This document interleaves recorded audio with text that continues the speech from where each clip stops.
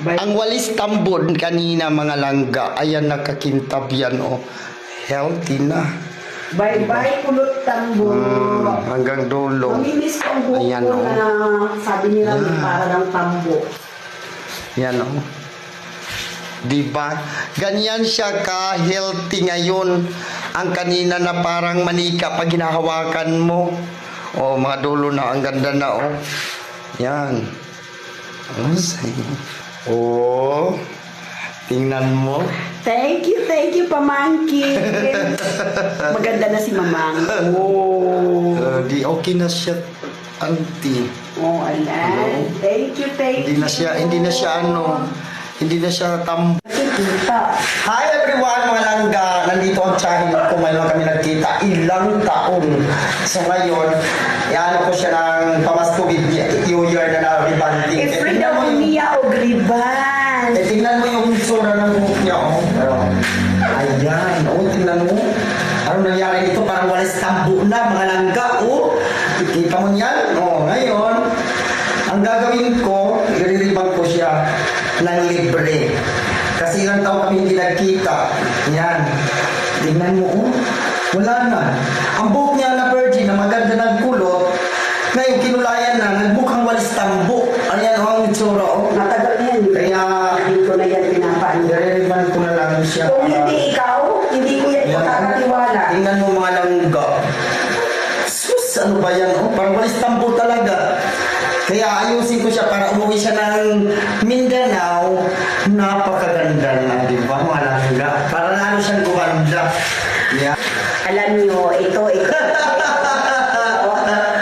Noon, mga unang panahon, nag-harvest kami ng sayote, kung saan-saan, pako, kung saan-saan kami nakarating para ilako namin, para makabili kami ng bigas. Pero ngayon, mayayaman na kami. May parlor na kasi siya, hindi mayaman. May parlor na kasi siya, kaya mayaman na siya. O, diba? Pero, Huwag kayo maniwala langga. Huwag kayo maniwala. pero alam nyo ba, ang pagsisikap, huwag tayong mag-ambisyon na agad-agad yumaman. Kailangan dadaan tayo sa step 1. Kumbaga, nag-aaral, dadaan tayo ng kinder. Huwag tayong mag-ambisyon agad-agad mayaman. Yan mga langga, in-applyan ko na siya ng rebonding system para yung buhok niya na parang walis tambo maging natural na buhok. Ayan siya, o oh, diba? May patulis-tulis parang munguso. Hello mga langga, maggugupit na naman akets. Grabe. Ako maggupit mama. Grabe yan. Yes. Oy ko, ang langga na Arinola, baldi ka po. Ganyan lang. Alam nyo guys, itong pamangkin ko, nung nasa probinsya pa siya, ako assistant niya sa parlor niya. Ako taga banlaw sa customer, ako taga plancha, siya taga apply ng mga ano.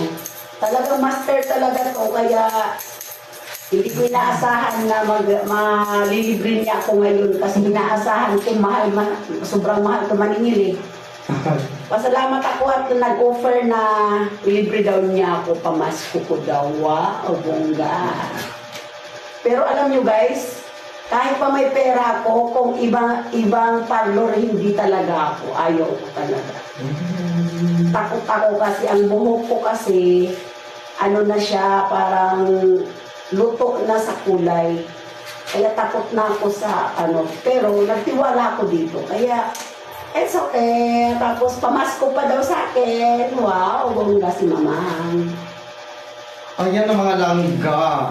Oh, same. Wow. Oh, ang buhok kanina na parang ano, walis tambo. Ayan na. Bye-bye, Ayan na. kulot lalo. Tapos makikita natin ang ganito mga langga. Ayan o. Ayan o. Oh. Renoting ko ang kulay. Binago ang kulay, routing na kasi kanina ang itsura ng buhok niya pag ginano, akala mo man Barbie doll. Diba? Ganyan mga langga ka. Healthy. Oh, diba? Tapos, harap niya. Ayan. Boga! Yan ang result ng mga langga. Ito yung tagalako ko dati ng mga ginagawa kong kakanin. Noon, nung bata pa to, tagagawa ako ng mga kakanin sa probinsya, siya tagalako. Minsan, pupunta kami ng bundok, naghahanap kami ng mga gulay-gulay. True. Hindi sa amin nangunguha lang kami doon sa mga, yung mga, tawag doon? Doon sa mga ba, sa mga lati-lati ba. Nangunguha kami doon, sayuti, talbos sayuti, talbos kamuti. Kaming dalawa, naglalako kami. Bata pa to eh.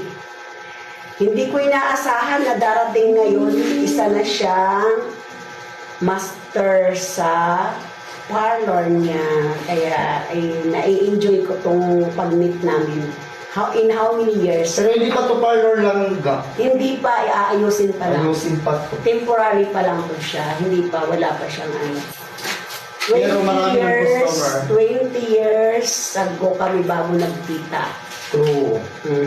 Ayan. Ang ganda ko! Oh, dito na kayo. Punta na kayo dito. Solid, hindi kayo malulugi. Alam niyo, taga-probinsya ako.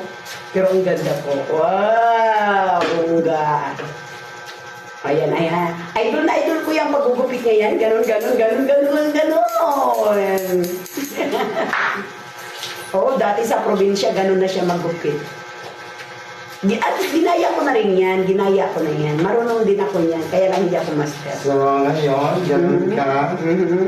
Yan. Oh, wow. Oh, sino naghahanap dyan ng magpapangasawa? Ano na ako? Ready na. Ready to mingle now. Basta yung magpapangasawa ko, yung mimintin ang buhok kong ganito. Ang ganda. Yan, maganda na ang kulay. Tsaka hindi na siya walis tambo, mama. Bye-bye, walis awali. Bye-bye, kulot. Tambo. Tambo daw ang buhok ko, sabi niya kanina eh. Ayan, Yan. Di ba napaka-ano na, Healthy. Yan.